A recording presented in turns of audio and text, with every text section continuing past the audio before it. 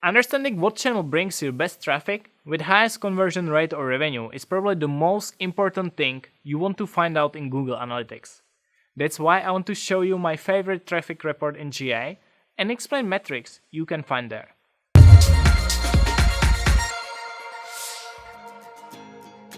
Hi guys, welcome to We Speak Digital, where we try to help you orient in the digital marketing jungle.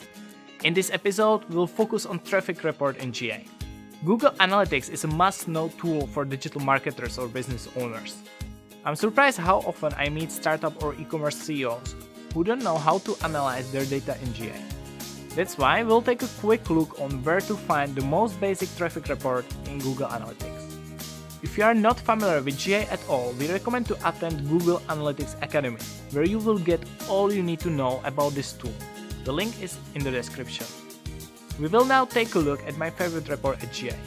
You will find it in the left menu under Acquisition, All Traffic, Source/Medium. Why this is my favorite report?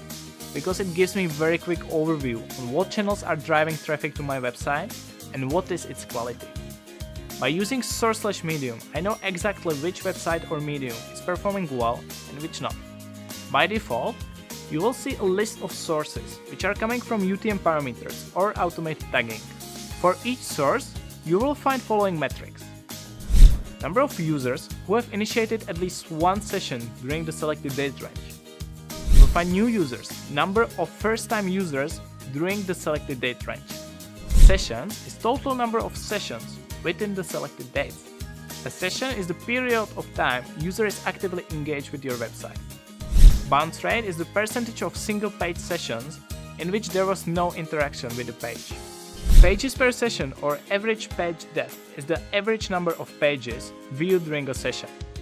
Average session duration is the average length of the session. Don't forget that all bounces are counted as 0 seconds here. Last part of the report are conversions, probably the most important for performance marketers. Here you can understand conversion rate and volume of conversions by each channel. If you are in e-commerce, you can see also revenue and number of transactions here. But here's one tricky thing. Google Analytics is using here the last non-direct attribution model, which might undervalue some acquisition channels. You can learn more about attribution models in our next video. Thanks for watching and see you all very soon.